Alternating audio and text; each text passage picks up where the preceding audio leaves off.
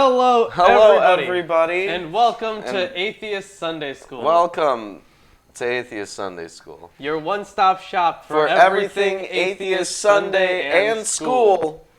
Yes, so we are here today. We are finishing up the book of Deuteronomy Are and we the suggesting Torah. with our slogan that if children watch our show, then they don't need to go to school? Yes. Okay. At least on Sunday. Okay. I think that's good. I think that's a good life lesson. Yeah. So we're finishing up Deuteronomy today, and with that, we'll be finishing up the Torah. Yes. So the first scroll in the Jewish canon. Yes. Don't forget. What? Forget Landon. Oh, Yes, obviously I'm not going to forget obviously, Landon. yes. Landon is here. Landon's We here. have Behold, Landon Curtinel, behold. and he is Behold, wearing behold. our famed Behold shirt. Yes, and if you'd like a Behold shirt, you Wow. can either become a patron or you can buy one on Teespring. Yeah. You can buy one on Teespring, and $10 patrons Yes. get entry into a t-shirt giveaway. Because until we have another $10 or more patron, Landon will be getting all of the t-shirts. Yeah. Yes, through the miracle of probability. Yeah.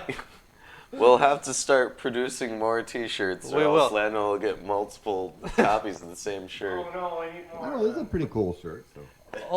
Although we did come up with a good shirt idea. Oh yeah? Yeah, remember the other day? We were No. talking? Unforgivable? Oh yeah, Unforgivable. Yeah.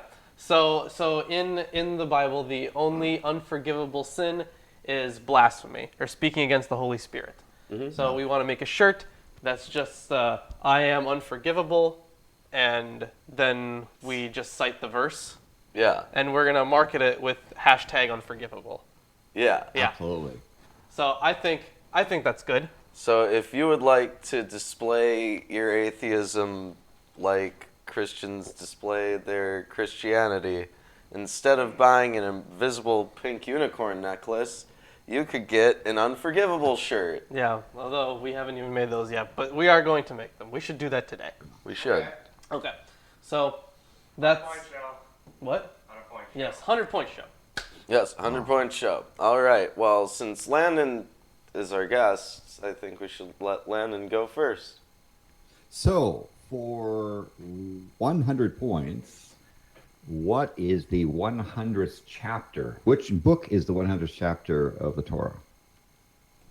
Wait, hold on. I am going to say the 100th is in Leviticus. And the other, Ruben, what are you going to say? another guess? I'm going to also say Leviticus.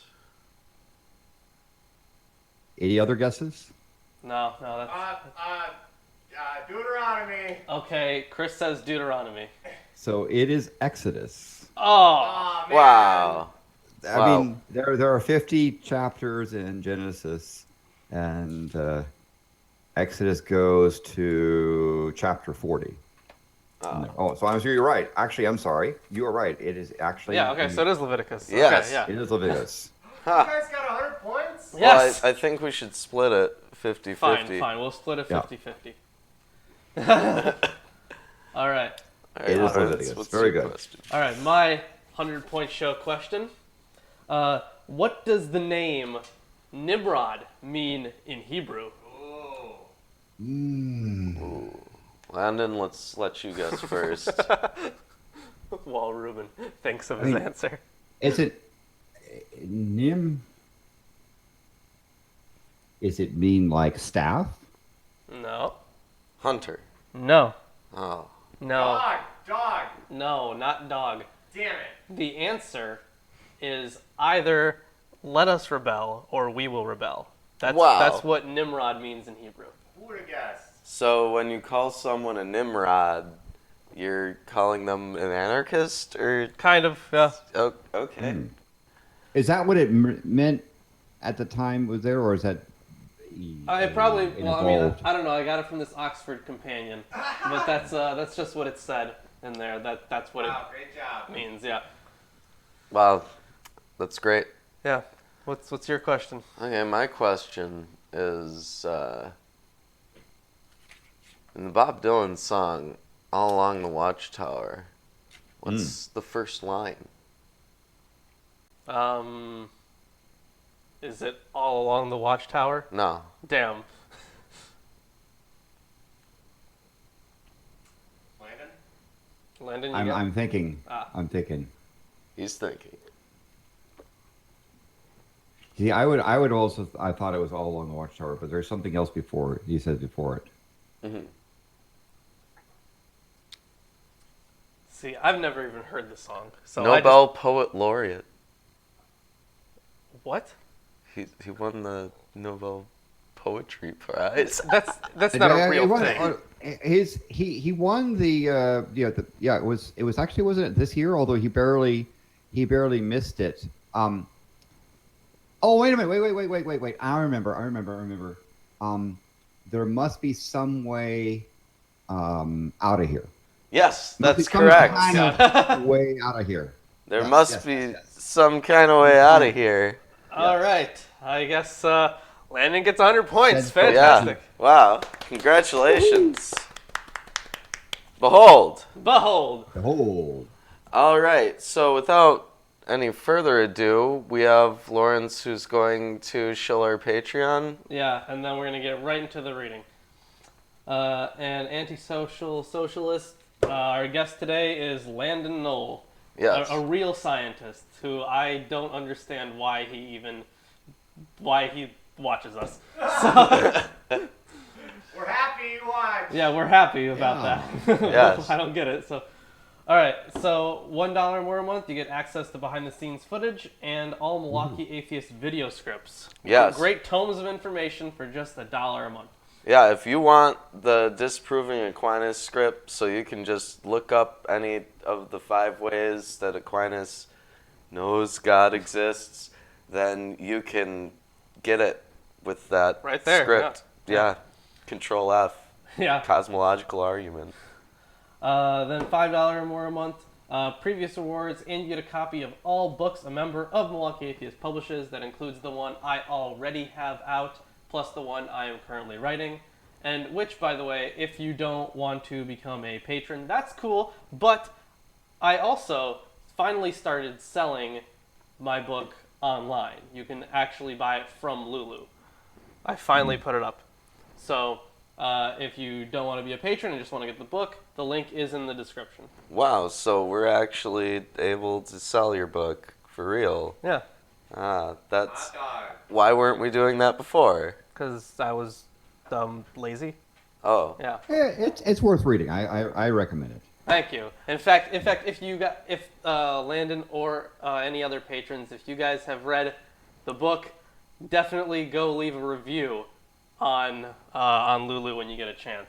Yeah, it has a great autobiographical section on the back. Yeah, it does have a great autobiographical section. All right, $10 more a month, previous rewards, your name on the credit roll of all the videos you helped sponsor that month, and entrance into the monthly T-shirt giveaway, of which Landon is the only winner. Yeah. He will continuously be the only winner. So if you want to give him some competition, Yeah.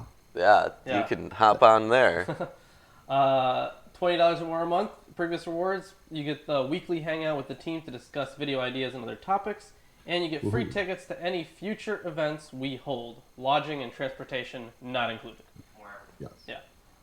And then $50 or more, you get a special shout out in a video you helped sponsor that month, and obviously the previous rewards. And you get to join us as a guest on one of the Atheist Sunday School streams that month. Obviously, spaces are limited for that Yeah. bonus. Yeah, spaces are limited. And of course, isn't there the grand donation? Oh, Oh, yes. For $10,000 a month, we will personally come to you and high five you At some point. at some some point. point. Yeah. Not guaranteed Yep. that month. But it'll happen. Hey, I mean, they'll have covered our airfare. Yeah. So, We'll come to you. We'll go anywhere, man. yeah. So if you do it multiple months in a row, that's even better. We'll just keep. What? Hold on. Are We'll we have gonna? to guarantee you at least 2 or 3 high fives. Yeah. Are we just? Yeah. We're gonna keep going and giving them high fives. Hey, it's a legitimate business. Or if we just get 50 grand from them over the course of 5 months, we can go over there in one trip and just give them 5 high I fives. thought so, yeah. That's brilliant. Yeah. Okay. Yeah. Their hand will probably hurt by the end High of getting fives. 15 high fives from us. Yeah. But hey, that's what they bought. Yep. All So, right. without further ado, I have the King James Version of the Bible. I have the English Standard Version. And Landon, what are you reading today? I will be reading from the copyrighted, because I noticed this. No, this is the Bibles are copyrighted. The New American Standard Bible, Okay. Ooh. Gotcha. New American reference Standard. edition, Ah, which was copyrighted between 1960 and 1973. very patriotic. Very. Yes, all rights reserved. So they're probably going to give you a DCMA takedown for quoting. Oh, The Bible. okay. Oh, no. Good. Are, They can are, come back. are any of your Bibles copyrighted? Probably. Well, I think technically we avoid copyright because under copyright law, you're allowed to quote a string of up to 100 words. So technically, if we just interrupt each other before we finish reading 100 words, we avoid that copyright problem. I think that'll be easy to do. See, Yeah. genius. Yep. Yeah, that's how we get around. But laws. are they? I mean, as noticing in my book, are yours copyrighted or do they? Probably. I mean, I don't think the King James Version of the Bible is copywritten anymore. I don't really know if this is copywritten, but I'm guessing it is. Yes, but the copyright holder was not God. It's the Lockman Foundation, Ooh. Oh, yeah. Actually, yeah, corporation not for profit. this one is copywritten by Crossway, a publishing ministry of Good News Publishers. Ooh. I love that. It's like Futurama. Good News everybody. Publishers. Yeah. So, Landon, we're starting Yes. with chapter 31, and you wanted to read 31? Okay. Yes. So, chapter 31. So Moses went and spoke all words to all Israel, and he said to them, I am 120 years old today. Happy birthday to you. Happy birthday to you. Happy birthday. dear Moses. Happy birthday to you. Anyway, I am no longer able to come and go. And the Lord has said to me, you shall not cross this Jordan. It is the Lord your God who will cross ahead of you. He will destroy the nations before you. You shall dispossess them. Joshua is the one who will cross ahead of you, just as the Lord has spoken. So, like, he just gets done making this giant speech. Yeah, it's a giant in speech. rousing up the people. And then immediately afterwards, he's like, yeah, now you guys go do that. I'm too old for this shit. And of course, you know, he happens to be 120 years old today. Although Yeah. you could say he could be saying his age, but that's an old. That would be ancient for those ancient times. But of course, it seems like biblical years were different. Oh yeah. The biblical years were. Absolutely. I mean, you go back to Adam, and he lived for like over 900 years. Yeah. Which is ridiculous. Yeah.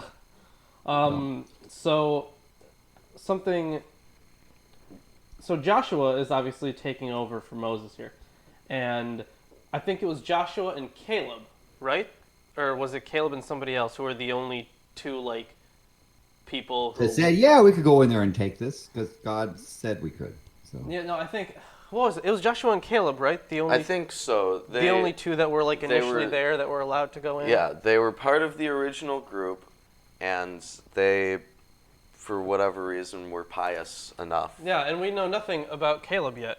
No, we don't. Yeah. We've heard mentions of him. Yeah, that's about the Got it. only time that they ever talk about Caleb so far is he was great in the eyes of the Lord or some shit Well, like you that. know, there's a huge tradition of Jewish midrash, which are like folk tales for anyone who doesn't know. Okay. And they kind of fill the spaces with like all these little stories about side characters. Like, apparently, if we go back to Genesis, you remember Lamech?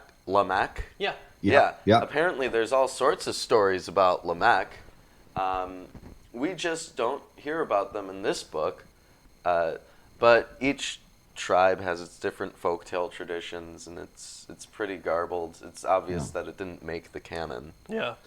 Which author is the one I'm reading? Is this P? Is this? Oh no, this is definitely D, but I'm not sure if it's. Well, let's continue reading, and then I'll probably be able to tell if it's the.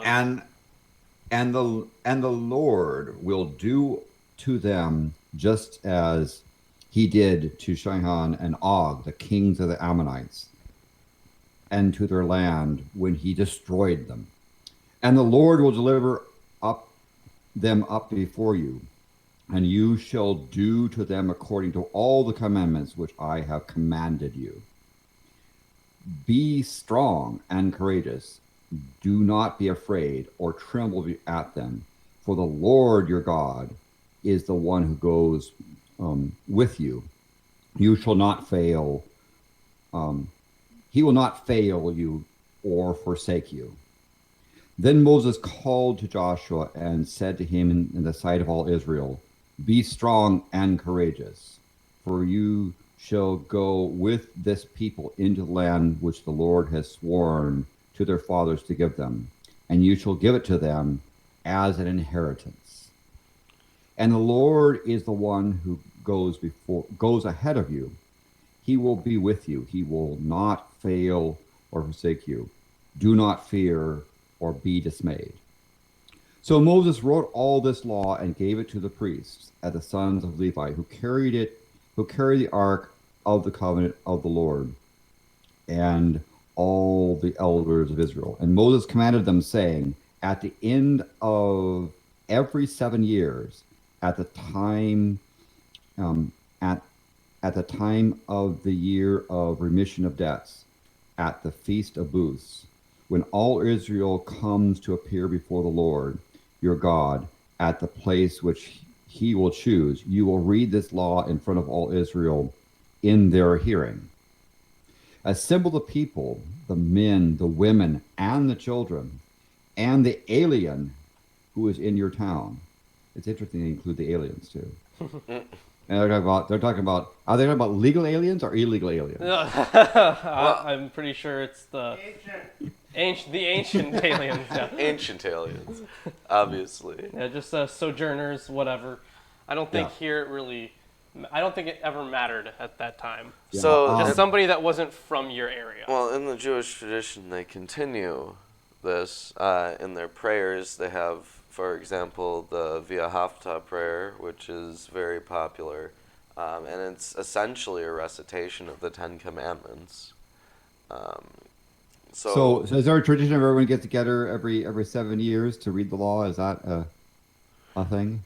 I'm not sure if they still do that. Yeah, they definitely didn't do that in my circle. They just kind of went over the laws and the Torah throughout the year. Yeah, that is just that is the central thing.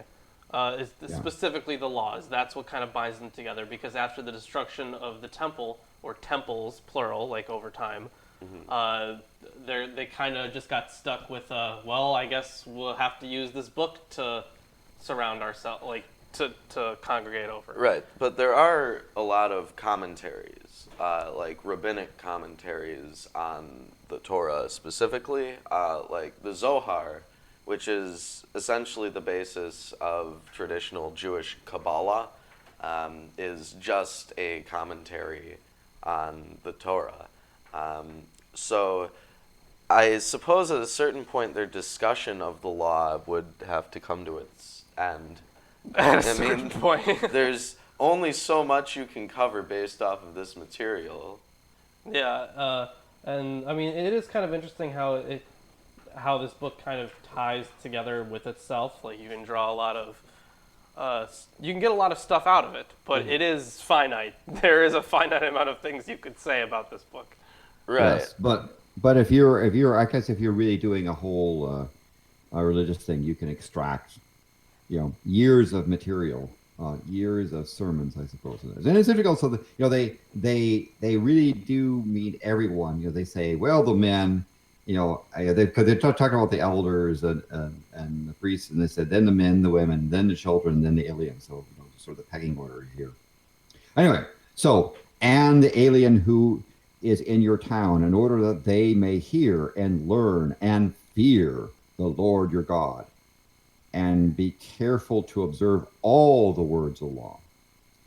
And their children who have not known will hear and learn to fear Lord your God as long as you live in the land which you are about to cross into Jordan to possess. So I gather that the origin of fearing the Lord really is a matter of military strategy. In a way it is, but maybe not the way you're thinking of it. Well, what I mean is if you can instill the fear of the Lord in the people, you lower the chances of insurgent uprisings, right? I mean, maybe, but Maybe. I think more of, I think the reason is because the way they viewed this is they thought Yahweh did this. Like when it came to the Babylonian exile, Right. the Jews thought, or I should say, the Israelites, they thought that Yahweh did it. Yahweh drove them out, and Yahweh was helping the other team.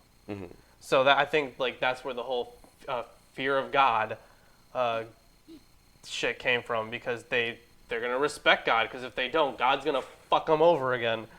Yeah, so maybe when they're referring to the fear of God, it's a little more complex than literally just being afraid. Right, yeah. Like, the concept is that fearing God is a good strategy by which you can maintain your respect for God. Yeah.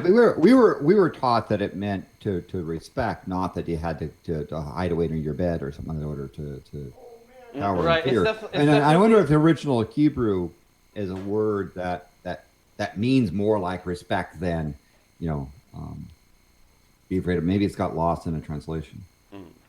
Well, maybe it's a result of the King James Bible. Does it say fear in your copy? Oh yeah, definitely. Well, I wonder if in the Holy Scriptures, based off the Masoretic text. Here's something interesting I found out. So the Masoretic text and the Septuagint both make quite a few mistakes. Like, they don't match up on things.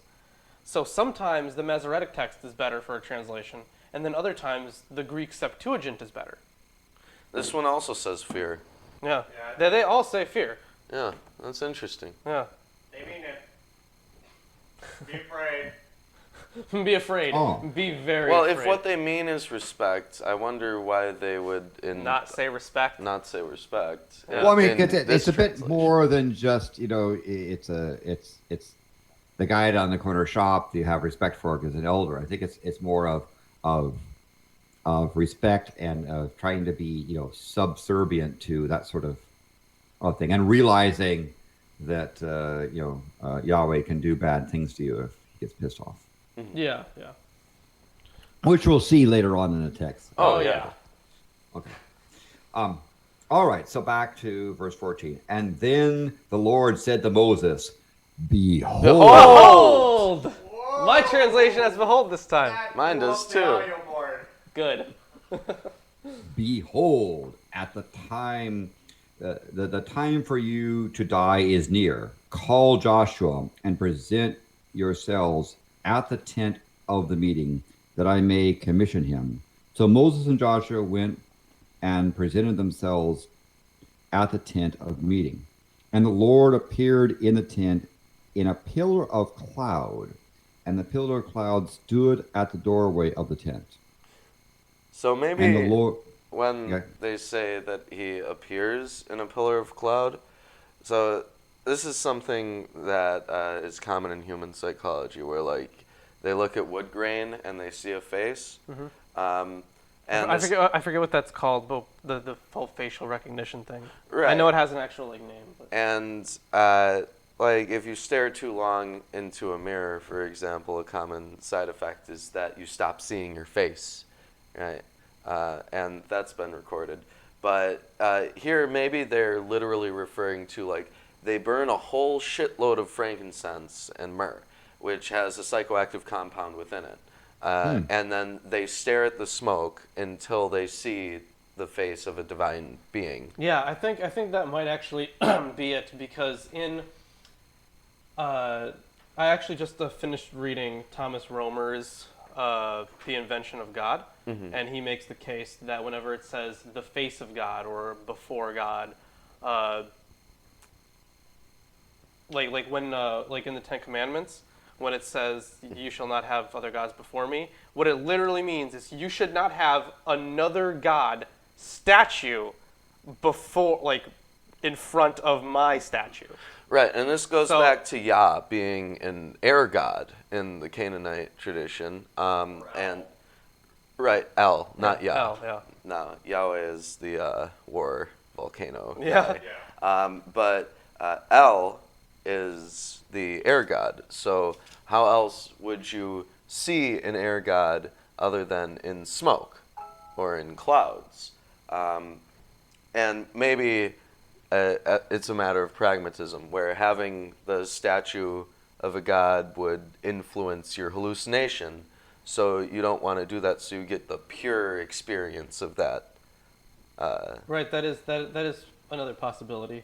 But whenever they talk about the face of God, it's likely that they literally mean a face of a statue. So when they're talking about going, like the Lord being ahead of you, and just being before the Lord in general, they're literally talking about a statue, like, because they would carry statues and other idols into battles and stuff, which would make sense for this Canaanite conquest. Right.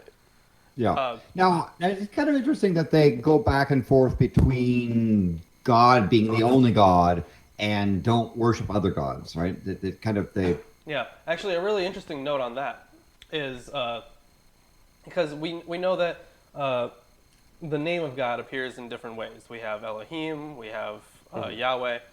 Over 40 ways. Over 40? There are over 40 names of God used in the Jewish canon. That's a lot. Wow. So, I didn't know it was that many. Are they different, like, versions of the same one? A lot of them, El, Elohim, Elohe. Okay, gotcha. Yeah, Adonai. Yeah, I get that. So, when it comes to all those names of God, the reason they just changed, like they changed it to just being generally the Lord or your God for two reasons. One is because it became like a bad thing to say the name of God. It was sacred. And the other reason is that why would you need a name if it was the only God? Right. Yes. Well, also, even in the Jewish tradition today, you aren't allowed to write in English, God. You're supposed to write G-D. Yeah. Because it's considered blasphemous to actually write down the name of God on a piece of paper where it might be destroyed. Oh yes, got to protect the name. Even online, But, did they put a trademark at a copyright by it too? It'd be great if they did. Even online they do that, though. Yeah, even online. The Lord your God, registered trademark. And there was a rabbinical council held regarding whether or not you could write G-O-D on a computer. And some of the rabbis argued that because there is spacing in the pixels between the letters, that means that it doesn't count as a continuous writing of the name of God, and therefore it should be okay to write G-O-D on a computer screen. You could make that argument on paper too. Just don't write in cursive.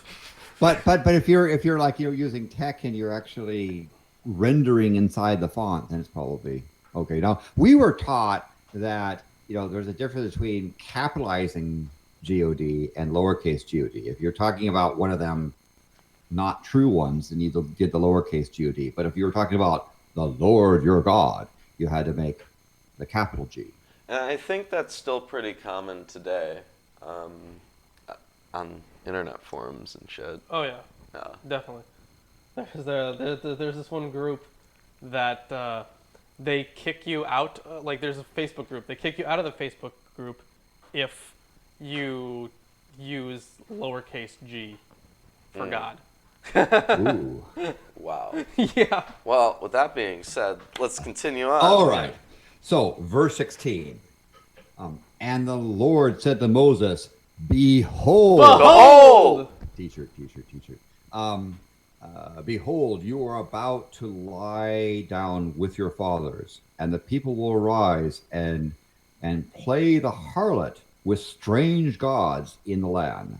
And in the midst of which they are going, they will forsake me and break my covenant, which I have made with them. Oh, what a buzzkiller. Yeah. Wow. I mean, he's just saying, I'm going to give it to you, but then he can say, oh, nah, but they're going to be. And then my anger will be kindled against them in that day, and I will forsake them, and I will hide my face from them, and they shall be consumed, and many evils and troubles shall come unto them, so that they will say in that day, is it not because our God is not among us that these evils have come upon us? And surely I will hide my face in that day because all the evil which they will do, for they will turn to other gods. So, does this mean to propose that the reason why we haven't seen any evidence for God It's because he's strictly hiding himself. is because he's hiding himself because we're not worshiping him enough? Yeah, which is if you want people to worship you, you gotta give them a reason. Well, this is where the argument comes in that you have to believe before you can have the Exactly. evidence. Exactly. Yes. And that's like, stop. That's not how anything else in life works. Yeah, just fake it until you make it. Yeah. Yeah. So what's interesting is that this is very clearly written during the Babylonian exile. Mm-hmm. Very clearly that they will worship other gods, and they talk about hiding his face from them. So when they were exiled, they wouldn't be able to go to the temple and see literally the face of God. So I think this is pretty clearly written. Because you're right, they have to have the excuse that well, God gave us all this land and then we've been conquered. So what gives? Yeah. So it's it's rationalizing. God was mad, so he drove them out, and in doing so, he is hiding his face from them. Mm-hmm. Yeah, And so this Moses has this be strong and courageous stuff, and about to go, and by the way, you're going to screw up, and God's going to hide from you, and good luck. Everything. It's really uplifting. Anyway, so let's see, where were this is back to 18. But I will surely hide my face in that day because of all the evil which they will do, for they will turn to other gods, lowercase g. And now, therefore, write this song for yourselves and teach it to the sons of Israel and put it on their lips in order that this song may be a witness for me against the sons of Israel. Now, it's interesting that they refer to it as a song. That was popular in India. Songs? Well, that was popular in India before, and the Vedas were probably written before the Bible. Right, yeah. They would refer to smaller works as Gitas, and the Gita literally translates to song. And it's because they were to chant the contents of it. Like, even in Buddhism, they have their sutras, and they chant the sutra like Iha Sariputra. Okay. You know? And it might be the case that they're referring to that here, where the oral tradition of Judaism was contained in essentially a series of folk songs. I mean, Sure. that's definitely in part true, because the Psalms themselves, Right. they span a long amount of time, and many came directly from Ugaritic songs. Yeah. Well, is the, and as far as chapter 32 is going to be the song. Are there traditions where people actually sing that chapter, and what kind of music do they use? Well, I don't know about traditions about Well, I it. know, but- for example, that in certain rabbinical settings, like in the bar mitzvah ceremony, that you are expected to sing your Torah verse, and in the actual lambskin scroll, they have little markings on each of the letters, like crowns, where you're supposed to like raise your pitch or lower your pitch. It's not like exact like written music, but there are suggestions of how to do it. So it's still a part of the tradition. It just isn't stressed that much. Yeah. I mean, I know that, for example, in the Islamic traditions, reading the Quran, there are people who are chanters, and they have a sort of markings of how they're supposed to do the inflections. So I presume it's a similar type of thing. Yeah, well, in rabbinical schools, instead of becoming a rabbi, you can also be ordained as a cantor. And the cantor literally gets a degree in divine music. Divine music. That's Divine kind music. of like that's just more bullshit on top of bullshit. Yeah. It's like they got their theology degree, now they want to sing about it. Yeah. Wow. Oh, yeah. It's part of the Cosmic Top 40 Yeah. music station there you can listen to. So let's go on to verse 20. For when I bring them into land flowing with milk and honey, which I swore to their fathers, and they have eaten and satisfied and become prosperous, then they will turn to other gods and serve them and spurn me and break my covenant. Then it shall, then it shall come about when many evils and troubles have come upon them. This song will testify before them as a witness, for it shall not be forgotten from the lips of their descendants. For I know their intent, which they are developing today, and before I have brought them into the land which I swore. So Moses wrote this song the same day and taught it to the sons of Israel. And he commissioned Joshua, the son of Nun, and said, Be strong and courageous, for you shall bring the sons of Israel into the land which I swore to them, and I will be with you. And it came about when Moses finished writing the words of this law in a book until they were complete, that Moses commanded the Levites who carry the Ark of the Covenant of the Lord, saying, Take this book of the law and place it beside the Ark of the Covenant of Lord your God, that it may remain there as a witness against you.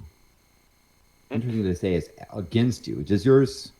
Mine says against you. Yeah, mine also says against you. Well, I think it means to say that they should stand by those standards after Moses is no longer there to tell them to, right? And that they should always judge their actions based off of what's written there inside the ark. I mean, if the ark is right next to it. The book of the law is right next to the ark. Right. Okay. So they So the they're allowed to access it then. If it were in the ark, they couldn't do it. Yeah. So the ark, is pretty much the house of God, I guess. That's where God resides, basically. And then the law, which, like it says right here, that this is the book of the law, and that's why everyone thought this was written by Moses. but definitely, I feel like this speech was I guess perhaps unnecessary, because if he was going to write it all down anyways, and I mean, God wrote down the commandments. Right. Why couldn't God write these down too? Instead, he had Moses write them. Well, God spoke to Moses. Why couldn't God just speak to everybody? Right, to everybody. That's another, yeah. But I don't know where I was going with that. But it's in verse 24. It said Moses finished writing the words of the law in a book, as if he did it, right? Yeah. That's why everyone thought for forever that the book was the Torah, and Moses wrote it.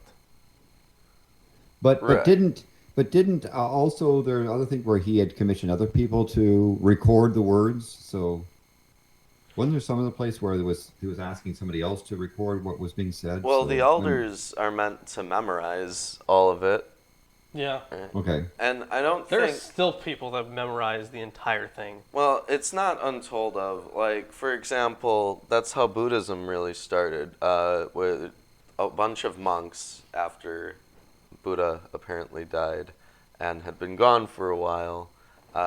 They gathered together in a council, and they relayed stories of what the Buddha said to them so that they could record them. And if something wasn't in line with what the Buddha generally taught, they were like, no, that's a fake story. Get out of here. Yeah, he was just kidding when he said that. Yeah, so people, I guess, would memorize things when they hear them if they have really good memories. So I guess all the elders of Israel just have perfect memory. Yeah, perfect. Well, I know in our church there were people that would memorize selected verses, or so like the top 40 verses type of thing. But I don't know that anyone started, in the beginning and tried to sort of memorize the whole thing. I mean, I do think that is a real tradition, though, where people recite the entire Torah, like over the course of, a few weeks. Yeah. I think I don't know how prominent that is now. Well, I mean, there's this YouTube channel where they've actually been reading the Torah for a couple months. Yeah. And Who's that? I don't think they're. I doubt they're reciting it by memory, though. I think they're almost done. I think they're almost done. Yeah. All right, so verse 27. For I know your rebellion and your stubbornness, and behold, Behold! while I am alive with you today, you have been rebellious against the Lord. How much more then will you after my death? So basically saying, you've been naughty while I'm around, and when I die, you're going to be even more naughty. So Yeah. Yeah. assemble to me all the elders of your tribes and your officers, that I may speak the words in their hearing and call the heavens and the earth to witness against them. For I know that after my death you will act corruptly and turn from the way which I commanded you, and evil shall befall you in the latter days. And you, by the way, it does say latter days. Why? What do you think they're talking about? Is this like the post destruction of the temple and exile? Yeah. This is definitely. It's prophecy. I'll give it that. It's not. Maybe he's referring to the latter days towards the end of, like, humanity, like Revelations type shit, right? No, I think it's literally just like in the historical context. I'm pretty sure this is just talking about the actual exile, because the evil that will befall you is like worshiping other gods, along with the great destructions that was foretold in fucking chapter 28, where you're gonna eat your fucking children, shit like that. Yeah. Yeah. So I literally just think that it's about the exile. Yeah. I don't think it's about any sort of apocalyptic Judaism. That was even later. Yeah. Okay. Will befall you in the latter days, and you will do that which is evil in the sight of the Lord, provoking him to anger with the work of your hands. And then Moses spoke in the hearing of all the assembly of Israel the words of this song until they were complete. All right. Colon. Wow. So that was chapter 31. And if you enjoyed that, you should spread it around like a dangerous outbreak of herpes. Yeah,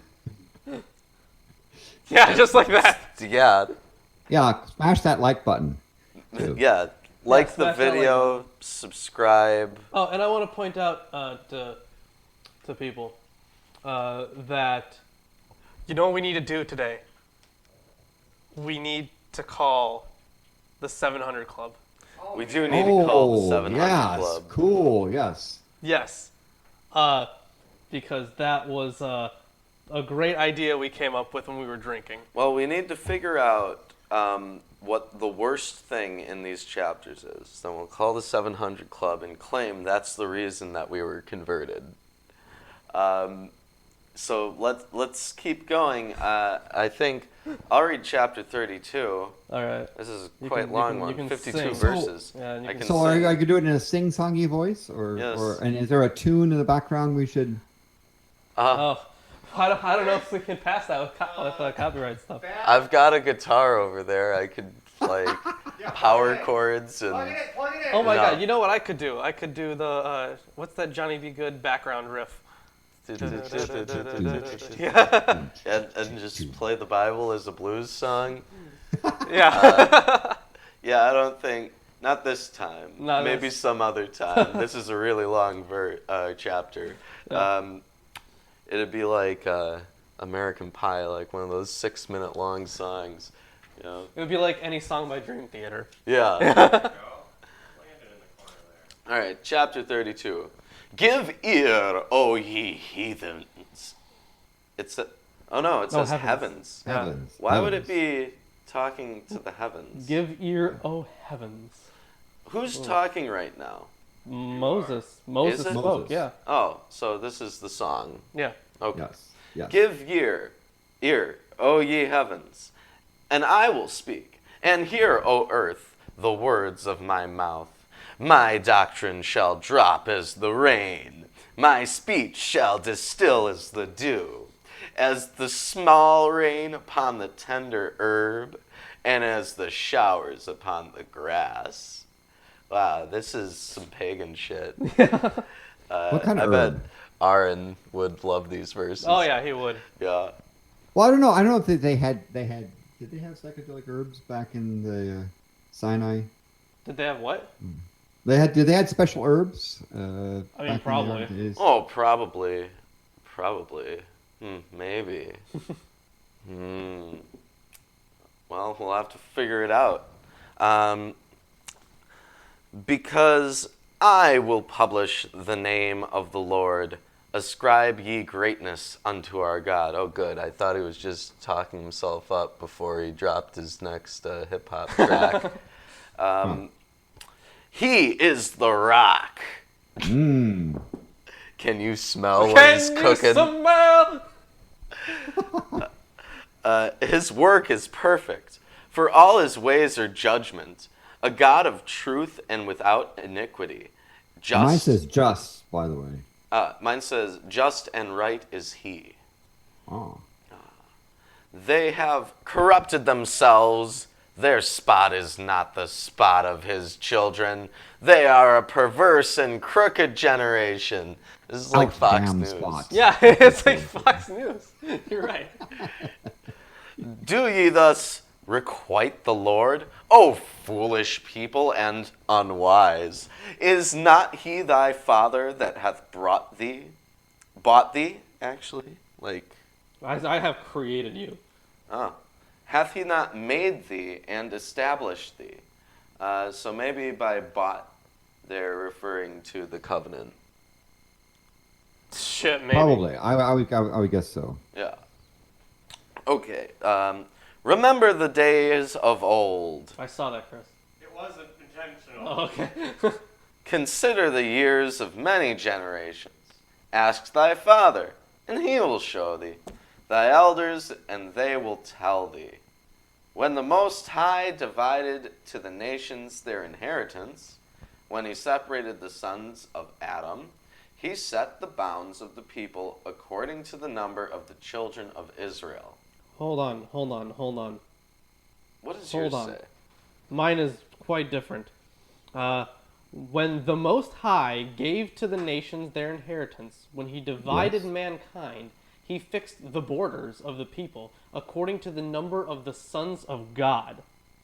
Well, So in mine said when the Most High gave the nations their inheritance, when he separated the sons of man, he set the boundaries of the peoples according to the number of the sons of Israel. Huh. Yeah, that's another translation. So, so apparently, these texts disagree. The Dead Sea Scrolls, and the Septuagint, and the Masoretic text, apparently, all have the sons of Israel. So I don't know where this one's getting its translation, but the most, sons of man, I guess, are Adam. Descendants of Adam, right? yeah, I don't even know where it. I Well, don't even you know know where, what's where it says interesting? Adam. Mine doesn't say Adam. Well, mine says the mine divergence says of mankind. Adam, and I can explain it, and this is actually very important, because the Hebrew word for human, Is Adam. it's Adam? Yeah, that's right. Yeah. That's true. You're right. Ah, So when they talk about the sins of Adam, You're talking about the sins of man. Yeah. They could be. yeah, they could be. I mean, they could also be specifically referring to Adam, but it would be really easy to mess that up in Yeah. translation.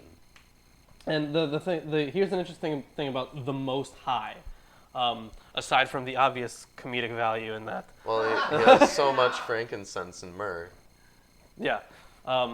So aside from like the Most High thing is also like it's just another title for a god. But like, why would a lone god need a title to like differentiate himself?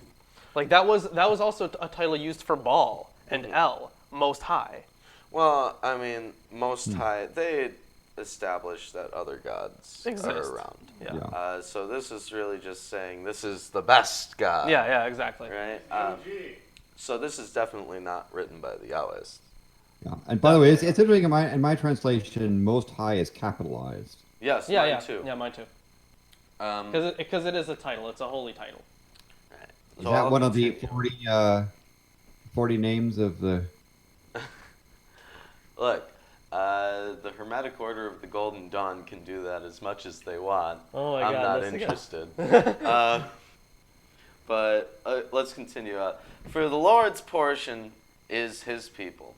Jacob is the lot of his inheritance, which goes against the previous things that they mentioned in inheritance, where Yes. Abraham's other sons would also get inheritance. He found him in a desert land, and in the waste, howling wilderness. He led him about. He instructed him. He kept him as the apple of his eye. As an eagle stirreth up her nest, fluttereth over her young, spreadeth abroad her wings, taketh them, beareth them on her wings. So the Lord alone did lead him, and there was no strange God with him.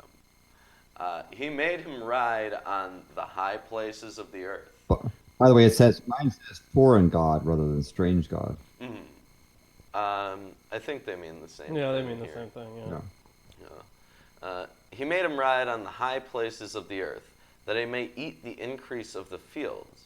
And he made him to suck honey out of the rock, and oil out of the flinty rock. Oil. Yes. Butter of kine and milk of sheep, with fat of lambs and rams of the breed of Bashan, and goats with the fat of kidneys of wheat. And thou didst drink the pure blood of the grape. But The blood of the grape. this has nothing to do. So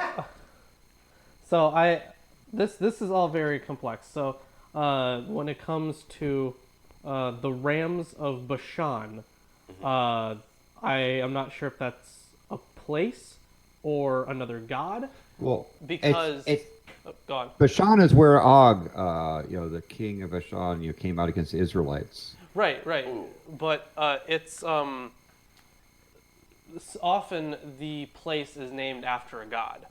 Like so Bashan could be referring to the place named after their god Bashan, or Bashan himself.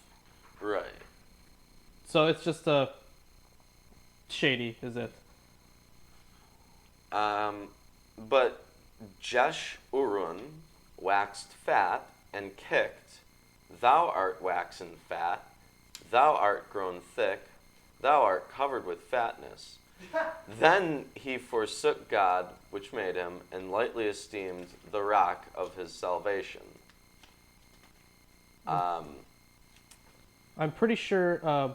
By the way, here Jeshurun, I'm pretty sure that just mean. I'm pretty sure there's just another word for Israel. Sorry, not Israel, for Jerusalem. So when it says that Jerusalem grew fat and kicked, like I They think became wealthy and they became unstable because wealthy civilizations become more unstable. and he scoffed at the rock of his civilization, because this was written after the religion was already centralized. Well, I have a text that said that Jeshurun was a poetic name for Israel rather than for just Jerusalem. It could be. I don't actually recall. It's one or the other. I was trying to figure it out because the book that I just finished reading discussed that Jeshurun in like the last chapter, but it was only like a paragraph, and I couldn't remember if it meant New Israel or New Jerusalem. Yeah. Or something like that. And of course, Calvin had an interpretation saying that, by using the word upright for Israel, the author ironically taunts them by having departed from their, high dignity and into a sin of their unfaithfulness. So much for Calvin. Well, I mean, here they say, they start with Jacob, and they're very poetic and nice, and they're like, the Lord guides him and increases his splendor, right? And then it lists a whole bunch of nice things. Thank you, antisocial socialist. Thank you, antisocial socialist. You are great. Absolutely. Yes. Cheers. Thank you for that contribution. Yes. And here they list all these things. Says, but Jeshurun waxed fat. Yeah, okay, there's the Streamlabs. Yeah. Ooh, that's our fist bump. But so obviously, as a result of having all of these blessings, they were corrupted, right? That's what they're pointing towards. They say, they provoked him to jealousy with strange gods, with abominations provoked they him to anger. They sacrificed unto devils, not to God, to gods whom they knew not, to new gods that came newly up, whom your fathers feared not. So, Mine thanks. said demons, by the way. It says the devils. Yeah, I got demons, but Thanks, DB And thank- Cisco. yes, thank you. Um, Boss animation too. There you go. Yeah. So obviously, as a direct result of having blessings, they turn away from God. So why does God keep giving them blessings? I don't know where you're getting the whole like why blessings even come to an account in this, because Well, because this is a song, right? well, I mean, I guess yeah, with the stuff before. No, I got you. Yeah. Never mind. With all this stuff here, so why does God keep helping them out? If every time He helps them out, Because they're the chosen people. uh, He saved them from destruction, kind of. But it's a really weird way because most of them were destroyed, but they weren't completely. thanks, anti-social Yes, thank you. socialist. This Man, is you the guys- free market. This is the free market. Antisocial calls the six. So we have the first and the second six of the 666. Will be Yes. another Yeah, six. yeah, we do. Yes. Hail Satan. Hail Satan. So, No, because the thing is, the way this mindset is when they weren't completely destroyed one time, they were like, God helped us, Yahweh helped us, even though the rest of the city is completely annihilated. Yahweh saved us because we weren't completely taken over. right, well, if you think of it, I mean, insanity. It's kind of like, you know how Christians today will like thank God for rescuing like a baby from a fire. They're like, Yeah. God. It's like, Yeah. yes, God Or allowed like the place athletes to burn down. who Yeah. are like, I'd like to thank God for helping me run really fast. Oh, Behold! Behold! We've completed Behold the trio of third six. sixes. We now have the devil. Thank you, DB Cisco. Whoa. Yes, thank you. So, yeah, but the definition of insanity is repeating the same behavior over and over and expecting God is different insane. results. So yes, God, at least Deuteronomy, God Yeah. is insane. Of the rock that begat thee, thou art unmindful, and hast forgotten God that formed thee. And when the Lord saw it, he abhorred them, because of the provoking of his sons and his daughters. And he said, I'll hide my face from them. I will see what their end shall be, for they are a very froward What? generation. I have perverse. Mine says froward. Mine is better. I have perverse as well. Okay, so And I also want to agree with DB Cisco there. Praise Marduk. praise Martin. Yeah. Yeah. Well, that's interesting. Maybe it's a typo. Maybe they meant forward. No, the King James. How could they? What? No, there's no typos in God's word. What are you talking about? No, that's Perfect impossible. book. Perfect book. Original word of God, spoken in English to Moses. Yeah. From his mouth to your ears through these pages. Yeah. That lost tribe of Native Americans, the lost tribe of Israel. Yeah. Okay. Children in whom there is no faith. Ooh, no faith. Ooh. They have moved me to jealousy with that which is not God. They have provoked me to anger with their vanities, and I will move them to jealousy with those which are not a people. I will provoke them to anger with a foolish nation. Wow, it's just like America. Yeah. Unfortunately. For a fire is kindled in mine anger, and shall burn unto the lowest hell, I have the depths of Sheol. and Yes. shall consume the earth with her increase, and set on fire the foundations of the mountains. Yeah. So yeah, I use Sheol, although it's also Netherworld is another one that. Netherworld. No, that is another way to say it. Is this where Aquinas gets his things about levels of hell, and where Dante gets his thing about levels of hell? I'm not sure about the levels of hell. Right, but, because there's like different parts. Right, I mean, I understand that. But no, that came from the Apocalypse of Peter. Right, but here this is the first mention of multiple layers of Sheol or hell. I mean, it doesn't say layers for me anywhere. Well, mine says lowest, so that implies others. Without So yours says lowest, mine says depths. oh, Depths still imply layers. No, it doesn't. It implies, like, that there is height. a point which is deeper than another point. Yeah, but that doesn't imply layers. Well, here it says lowest. Does this house have layers? Yeah. It does.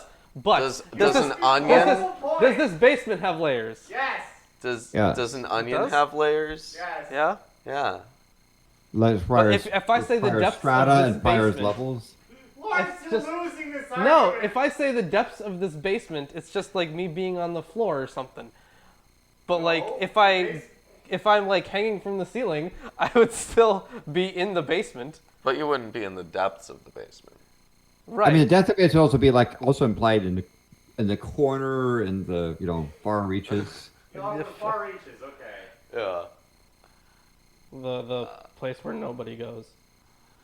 Well, All right. here, this is ridiculous. Which implies levels. Anyways. I will heap mischiefs upon them. I will spend mine arrows upon them. They shall be burnt with hunger and devoured with a burning heat and with bitter destruction. I will also send the teeth of the beasts upon them with the poison of serpents of the dust. Also, there's a heat wave, or there was a heat wave going across the U.S. That was God. The sword. Also remember, the gays caused a polar vortex. Oh, yeah? Remember that one? The gays caused a polar vortex? That's what was said. Really? On you guys both remember that? poles or just one pole? I don't even know, but I remember that there was like some super conservative. Arctic. Just Arctic. No, they specifically said polar vortex. That's not helpful. I don't. Well, I mean, on a flat Earth, you don't have an Antarctic. So. Yeah. Yeah. It's just an ice Even wall. though I've stood on the South Pole and the North Pole, by the way. No, but I'm see, you were bipolar. lied to. Those weren't the real poles. You were hallucinating. They just, when you went there, they either rode the boat or flew the plane around in circles over and over again, and then just landed in a snowy area. Yeah, climbing over the ice wall was a bitch, but we made it to the South Pole. All right. Right on. Did you see The Thing? The thing. Well, actually, it's one of the programs that they typically show down there. It's kind of required, but you want to have it's the first version, not the remake of the thing. Oh, okay. That Wow, it is awesome. better, much better. Hell yeah. The sword without and terror within shall destroy both the young man and the virgin, the suckling also with the man of gray hairs.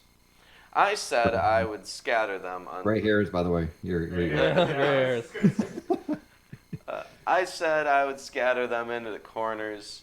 I would make the remembrance of them to cease from among men. Were it not that I feared the wrath of the enemy, lest their adversaries should behave themselves strangely, and lest they should say, Our hand is high, and the Lord hath not done all this. For they are a nation void of counsel, neither is there any understanding in them. This sounds like Putin. Yeah. Oh, that they were wise, that they understood this, that they would consider their latter end. How should one chase 1,000 and two put 10,000 to flight? What is the number in yours? Where? How should one chase I have 1,000 and then put 10,000 to flight? Yeah, I have to. And two put 10,000 to flight. So how could one chase 1,000 and two put 10,000 to flight? Yeah, I got that. Yeah. It's very strangely. Quantum worded. entanglement. Yeah, quantum entanglement. That's Chris's answer to everything. Yeah, you It hate is that Chris's answer. answer to everything. Yes. Except their rock had sold them, and the Lord had shut them up. For their rock is not as our rock, even our enemies themselves being judges. For their vine is the vine of Sodom, and Ooh. of the fields of Gomorrah. There's your polar vortex. Yeah. Their grapes are grapes of gall. Their clusters are bitter. Their wine is the poison of dragons. Now it's mine just interesting that says- mine says that the grapes are grapes of poison, and their wine is the venom of serpents. Yeah, I have their wine is the poison of serpents. And the cruel venom of asps. Yeah, I got that. I have cruel venom of cobras. Ooh. Ooh. I think I prefer the poison of dragons. If I also like the so if poison you go of to a dragon. wine tasting and someone's like, oh yeah, I made this wine, try it out, and you don't like it, you can always say, your wine is the poison of dragons. That's pretty cool. Yeah. I like that. Is not this laid up in store with me and sealed up among my treasures? To me belongeth vengeance, and to recompense. Their foot shall slide in due time, for the day of their calamity is at hand, and the things that shall come upon them make haste. For the Lord shall judge his people, and repent himself for his servants, when he seeth that their power is gone, and there is none shut up or left. And he shall say, Where are their gods, their rock in whom they trusted, which did eat of the fat of their sacrifices and drink the wine of their drink offerings? Let them rise up and help you, and be your protection. See now that I, even I, am he, and there is no God with me. I kill, and I make alive. I wound, and I heal.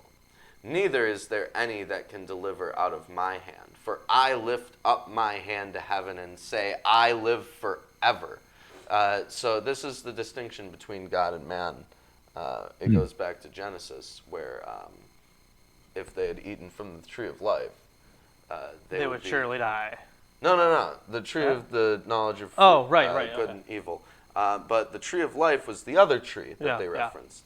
And God remarked that if man had eaten of the tree of life and had come to have life everlasting, that there would be no difference between man and God. You know what's really weird? So one of the trees, Yes. the tree of the knowledge of good and evil, it says that like you will surely die, right? Yes. If you eat of Yes. it. And the other one gives you immortality. Right. So here's the question. What were Adam and Eve before they ate? Were they mortal or immortal? Ooh. Yeah. Well, they didn't know. Because if one tree gave them death and the other tree gave them immortality. Well, maybe. So what if it's you that- ate the second tree first and then the first tree? Well, maybe it's that in their initial circumstance, they were both immortal and had no idea what the concept of mortality was. Sure, but that doesn't stop them from being either mortal or immortal. But when they eat the fruit, they gain the knowledge, but Right. lose the immortality.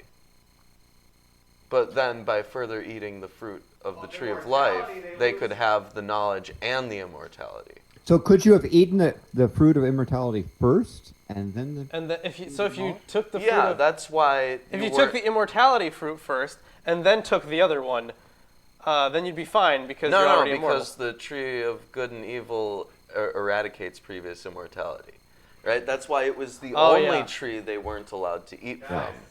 Yeah. And what did the fruit taste like? Was it like an apple or was it like Probably a a pomegranate. pear or pomegranate or orange? Yeah, probably something like that. I have no idea. It's a guava. No, I don't know. There's like some actual fruit. It was that a people think it banana, is. the old kind of banana, the ones you can't get anymore. Yeah, the ones The ones that don't fit in your hand. The Cavendish. Yeah, Cavendish. There you go. Cavendish. Can you grab me an A&W while you're up? Fine. Yeah, I can bring one to me over through the internet. Yeah, toss him one. Yeah, that'd be great. I'll get right on that. Just wait, the 3D printers are gonna get there. All right. Yes, definitely. But yes, this is folks. This is why you want to subscribe to this channel because where are you going to get this kind of commentary? You ain't going to get this in Sunday school. Yeah, you won't get this kind of commentary in any traditional Sunday school, I'll tell you that. Yes. And with that, I will continue here with verse 41. Lots of verses. 52. Oh, okay. If I whet my glittering sword, and my hand take hold on judgment, I will render vengeance to mine enemies, and will reward them that hate me. I will make mine arrows drunk with blood, and my sword shall devour flesh, and that with the blood of the slain and of the captives from the beginnings of revenges upon the enemy. Thanks. Rejoice, O ye nations, with his people. For he will avenge the blood of his servants, and will render vengeance to his adversaries, and will be merciful unto his land and to his people.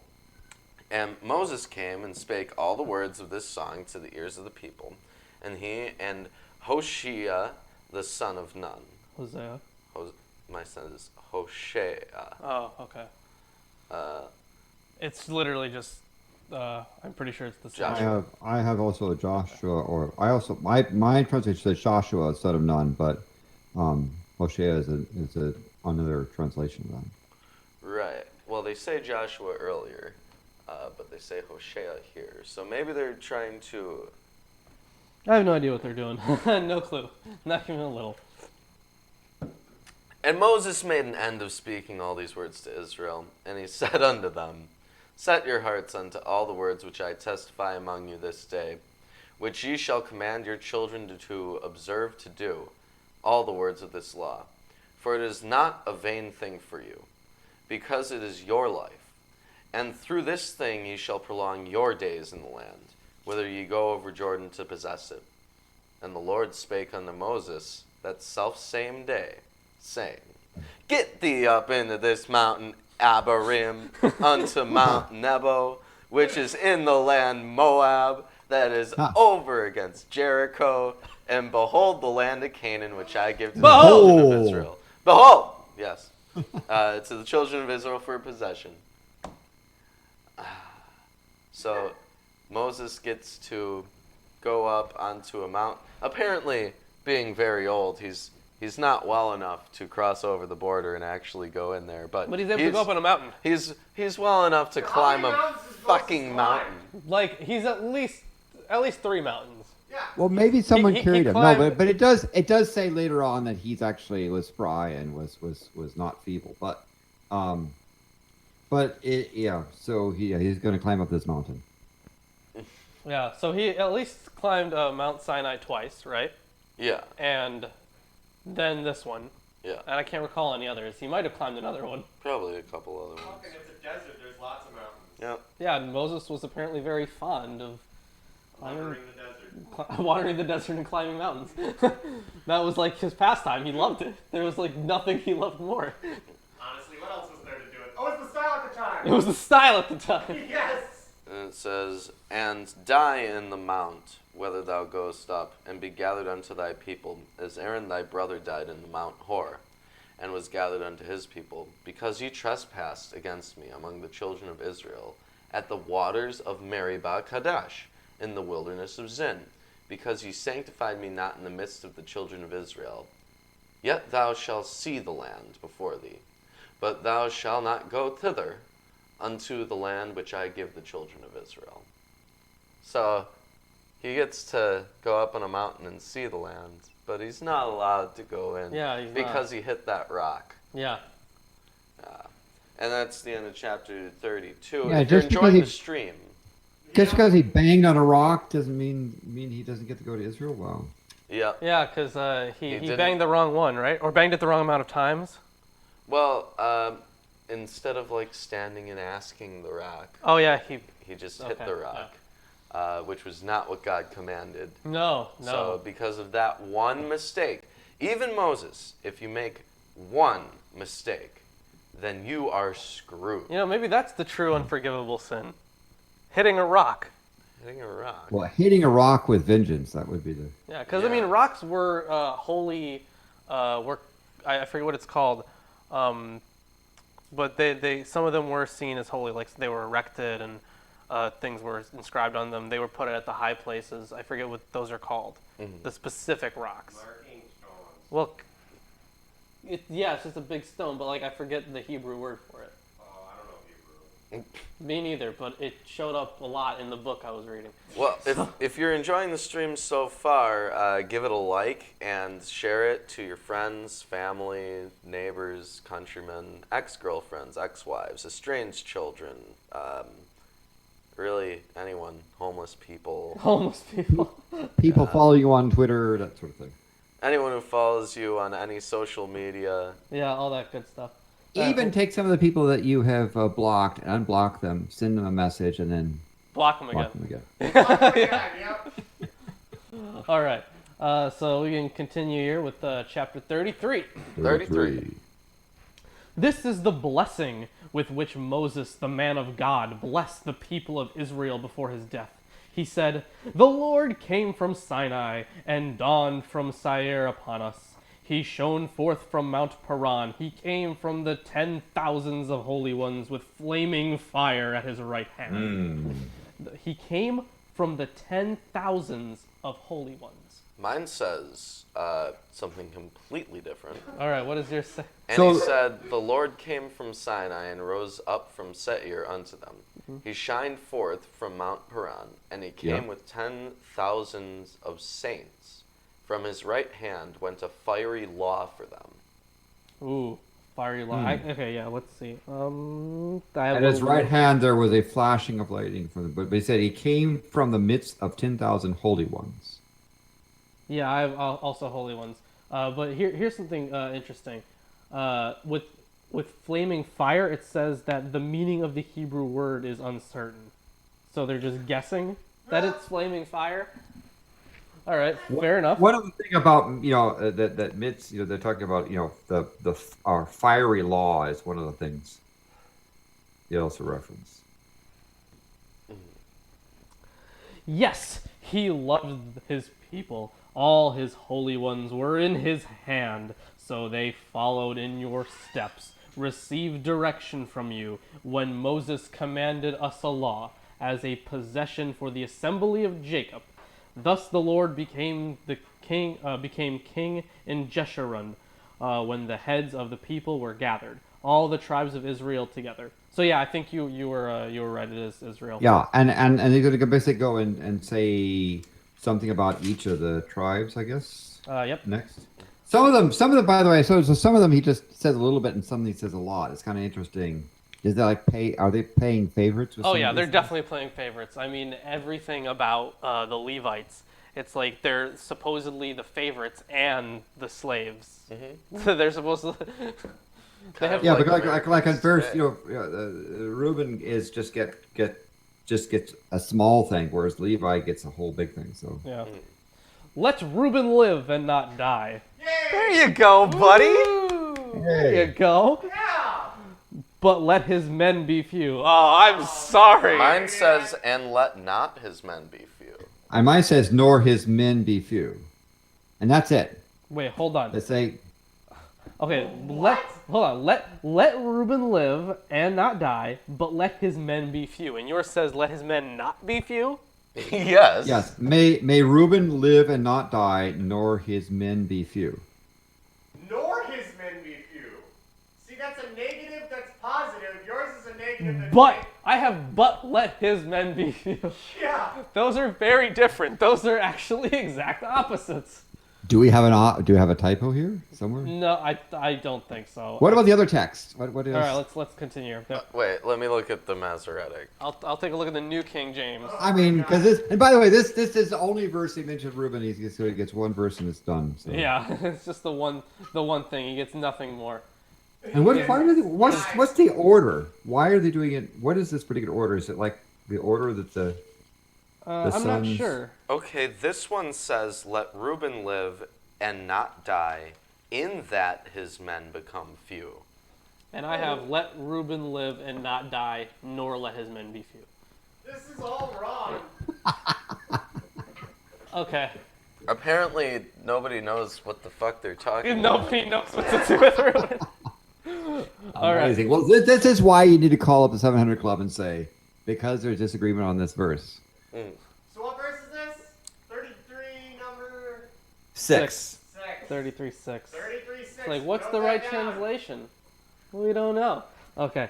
And this he said of Judah. Hear, O Lord, the voice of Judah, and bring him into his people.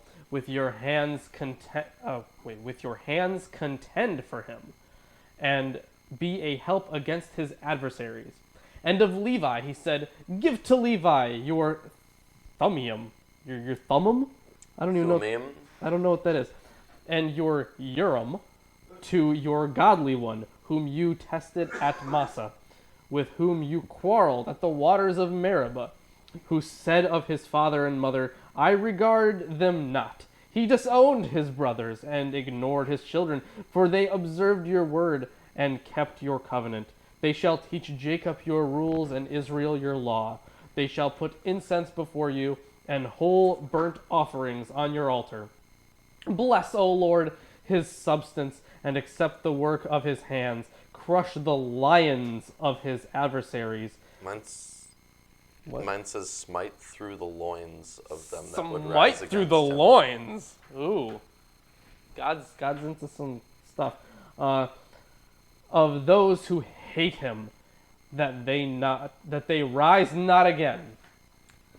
Of Benjamin, he said, the beloved of the Lord dwells in safety. The high God surrounds him all day long and dwells between his shoulders. And of Joseph he said, blessed by the Lord be his land with the choicest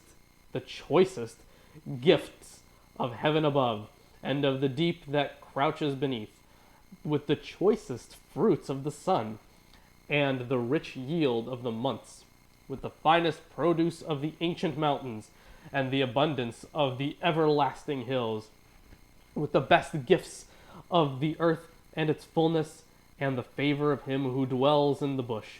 May these rest on the head of Joseph, on the pate. What is that? P-A-T-E? On the top of the head. yes.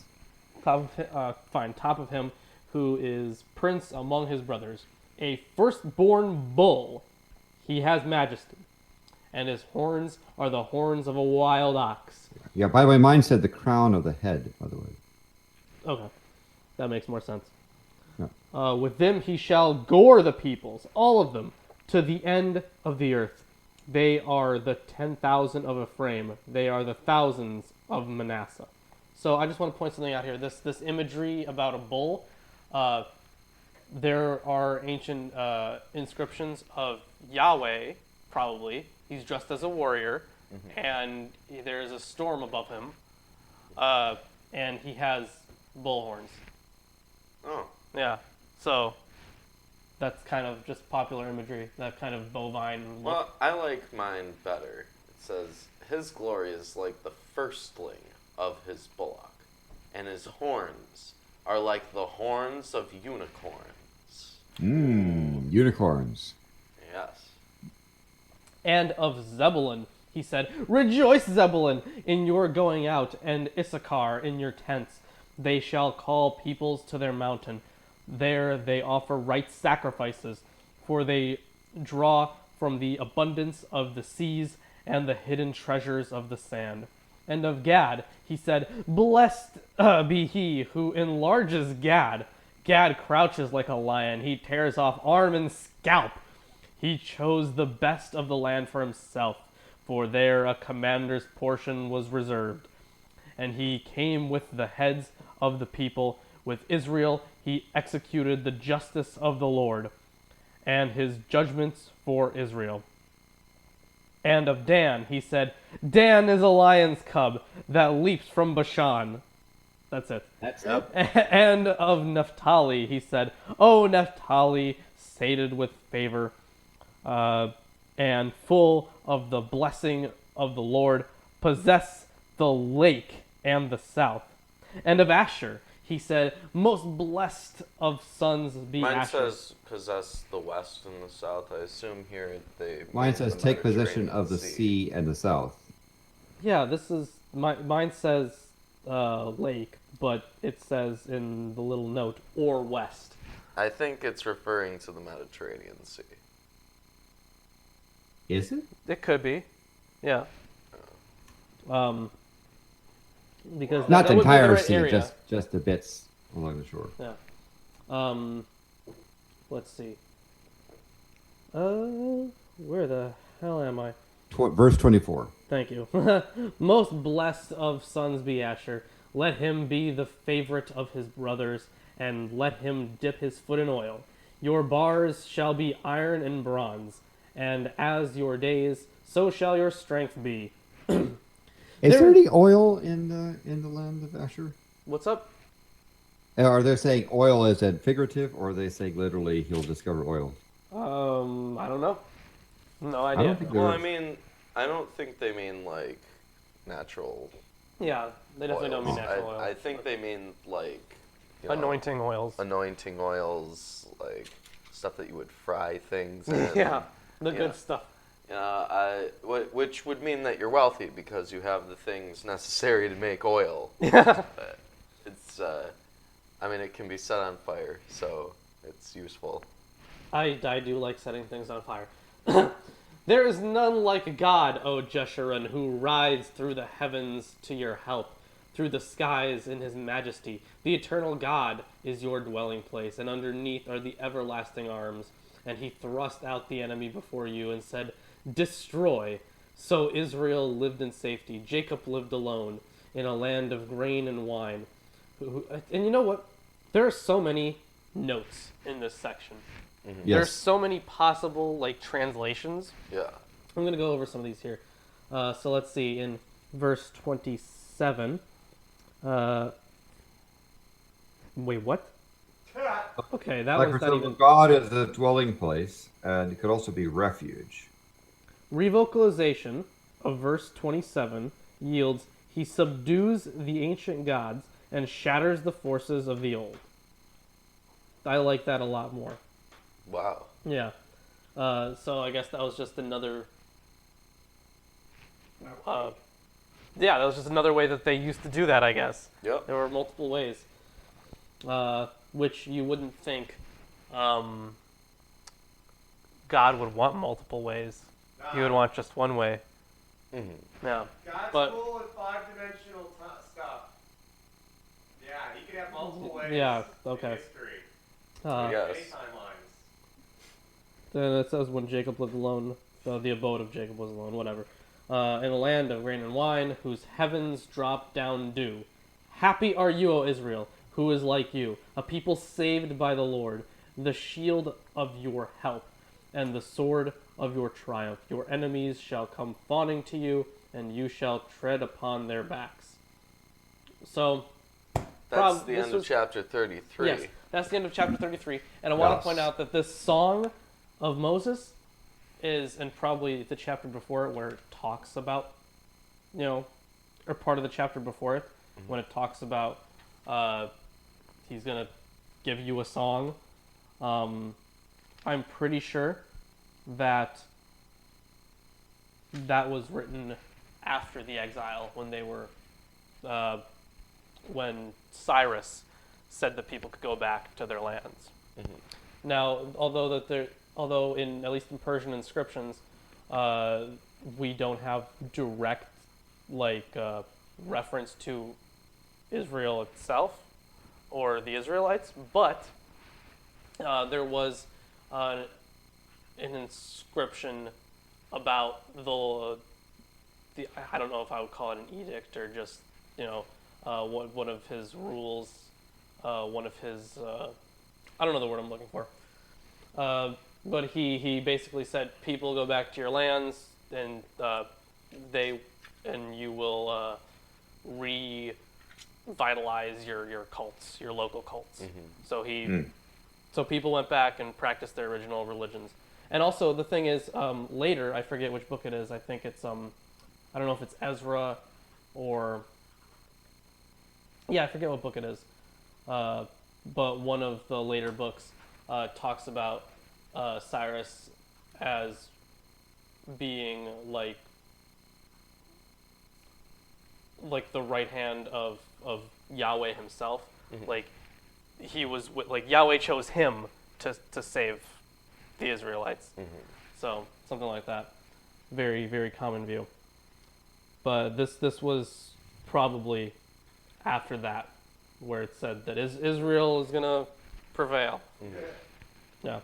Well, that being said, we're on the last chapter here, so... Yes, the last chapter of Deuteronomy and the last chapter of the Torah. Who And wants it's... to read that? Who's going to fight for that? Who's...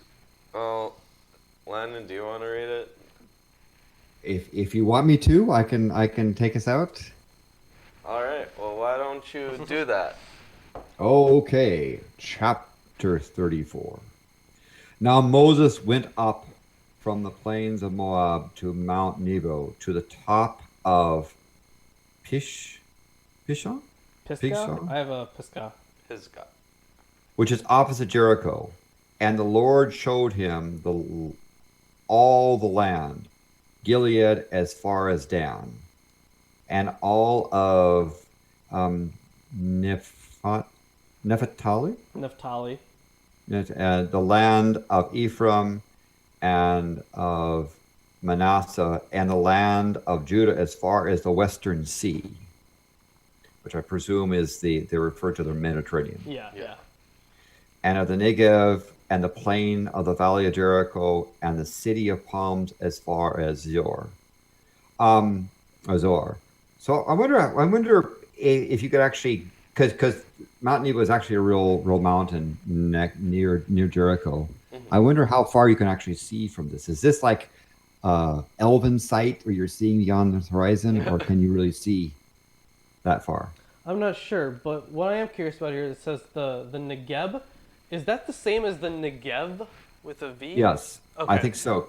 In fact, it refers to, it says South Country. Yeah, so that would be the south area. Oh, the it's Negev, probably the result of the poor writing, because literally the bet and the vet are the same thing, except with the B sounds, there's a dot in the middle. And then, Okay, so yeah. just textual error there. Yeah. Okay. Yeah, typo. Anyway, so but I was wondering, so how far is Moses being shown? Is this? Does anyone know? Because I was looking at the map where Jericho was, where this mountain was, and trying to determine if you could see the Mediterranean from that distance. See, I've been to Israel. Well, on a flat Earth. No, I'm kidding. I've been to Israel, and I gotta say, it's a big place. I mean, obviously not in comparison to like The rest of the world. the rest of the world, but it's big enough that I don't think you would be able to see. I mean, I didn't go up on like the highest mountains or anything, but I went up Masada, and I couldn't see the Mediterranean Sea from Masada, and I assume that's much closer than. Yeah. So is this interpreting that the Lord is showing him a vision, or he's able to actually see? No, I think the way this would be read is that he would see the actual area. Yeah. Anyway, and the Lord said to him, "This is the land for which I swore to Abraham, Isaac, and Jacob." So he's got all three now. Saying, "I will give it to your descendants," literally seed. "I will let you see it with your eyes, but you shall not go over there." So Moses, the servant of the Lord, died there in the land of Moab according to the word of the Lord. So now Moses is dead, so he's writing as a zombie. Yeah. And Yeah, you know, And- the way they describe this is that, at least like in the traditional view, that Joshua was the one who wrote this last chapter. Moses wrote everything else, but just Joshua wrote that last chapter just to close it all off. Oh, yeah, 'cause Moses Oh, is yeah. dead. But see, in reality, that was written as a way to combine the already completed section of Deuteronomy and The next scroll, Yeah. which is like the next 12 books. the prophets, I think. The prophets is a subsection of it because it includes books that aren't specific to the prophets. Yeah. Yeah. So in verse 6, it says, "And he," capitalized, "buried him in the valley of the land of Moab opposite Belpur, but no man knows the burial place to this day." Yeah, so see, So, this would make no sense if fucking Moses. Well, first of all, Moses couldn't have written this because he's dead. But this would make no sense if like Joshua wrote this too. Well, also, And I think so. God, it's implying that God buried him in this secret place that no one knows. yeah, and it's really convenient that to this day, nobody's found it. Yeah, convenient. See, that was a miracle. That proves that the Yeah, well, The Bible is true. Christians will really say that's a miracle. A miracle. A miracle, a miracle. Anyway, so verse 7. Although Moses was 120 years old when he died, his eyes were not dim, nor his vigor abated. So the thing about you talk about him climbing the mountains is saying, yeah, he was old, but he was actually a pretty fine dude. Yeah. But God buried him. He died, and God buried him. So the sons of Israel wept for Moses in the plains of Moab 30 days. And then the days of weeping and mourning for Moses came to an end. Now Joshua, the son of Nun, was filled with the spirit of wisdom, for Moses had laid his hands upon him, and the sons of Israel listened to him, and he did as the Lord commanded Moses. Since then, no prophet has arisen in Israel like Moses, whom the Lord knew face to face.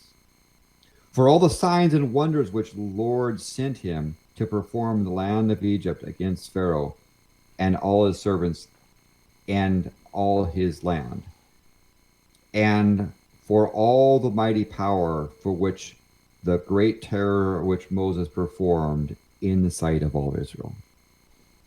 Here endeth the lesson. That's the end of Deuteronomy and the end of the Torah. Yes, and I want to point something out. When it said that there was no prophet who arose in the land like that since Moses, who was what, in front of the face of God or something, who knew him face to face. That would make sense if the destruction of idols and statues was because that did happen. Eventually, they did destroy the actual statues, or they ended up getting destroyed. And that was actually the.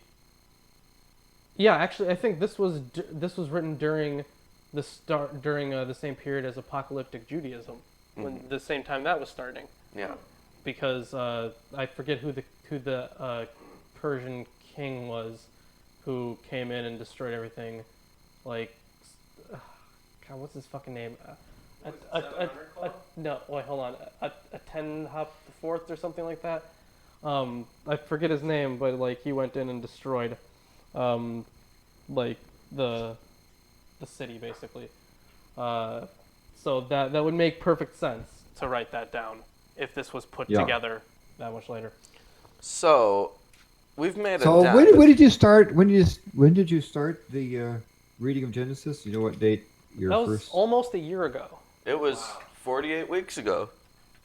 48 weeks ago. Almost. Because In the beginning. In the beginning. Yeah, in the beginning. And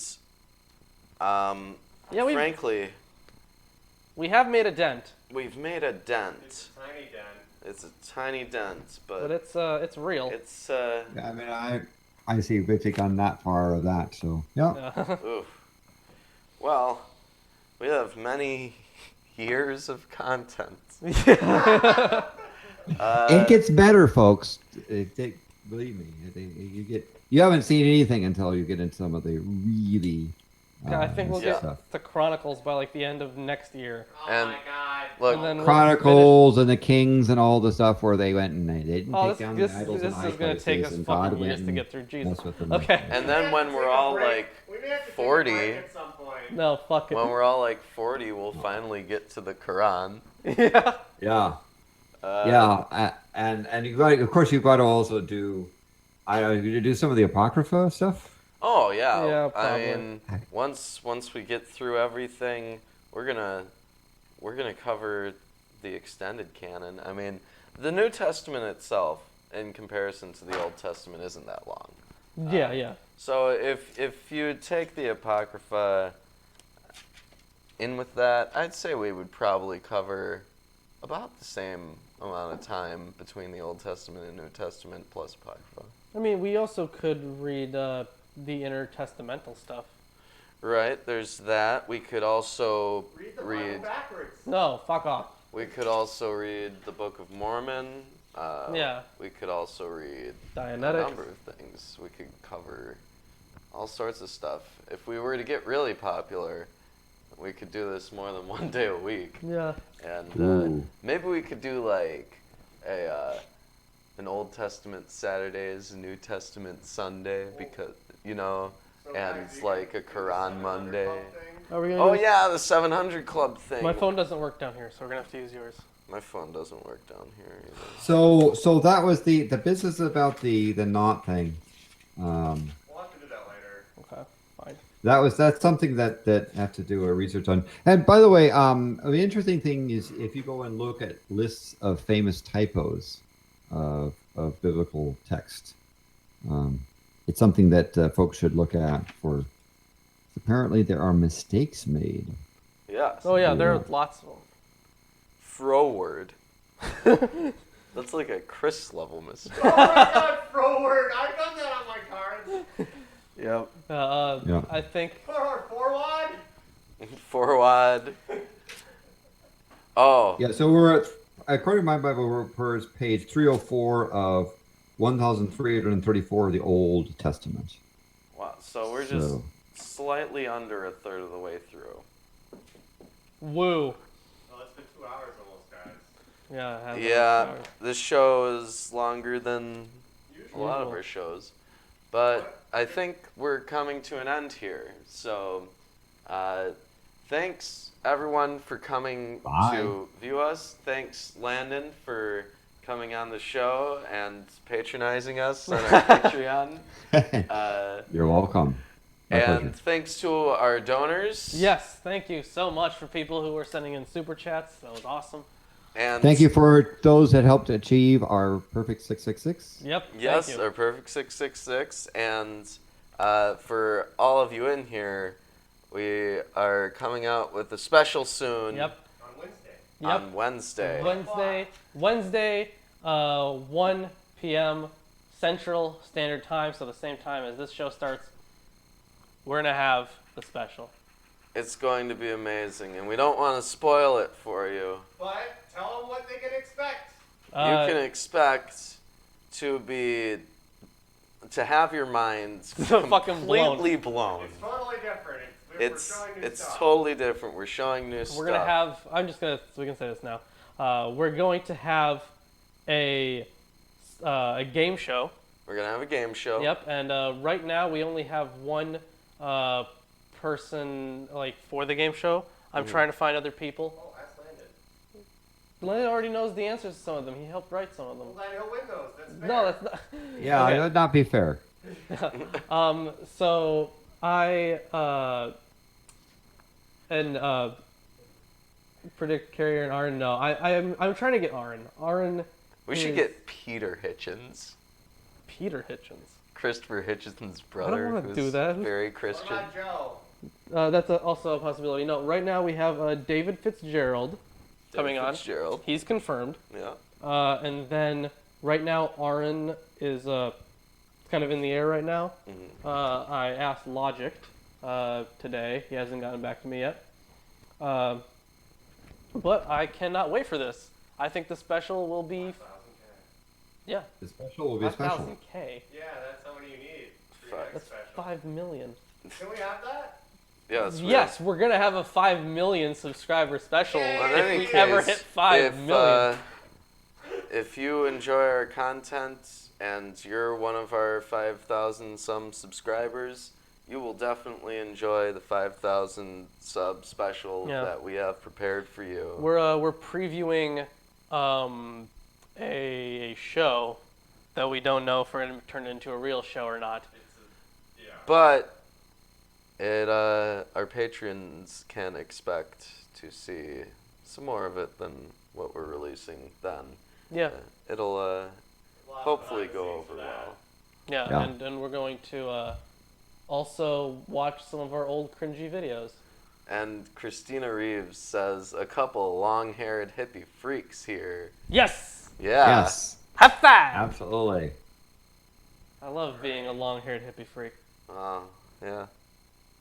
All right, Hello there. That's, Yep. that's it. Hello there, basically. Stargazer Jim. Yeah. All right. Well, that's the end of the show, guys. If you haven't dropped a like already and you enjoyed the stream, be sure to do that. All links in the description, including link for my book, Yeah, which yeah. you can finally buy. And if you don't have worry, it. anti-social socialist. We will always remember our inner circle. Oh, we will. We will. Yes. Yeah. There's just going to be more and more circles. Yeah. See you next. It's a very circular place. yeah. Yeah. All right. That's it. Have a good one.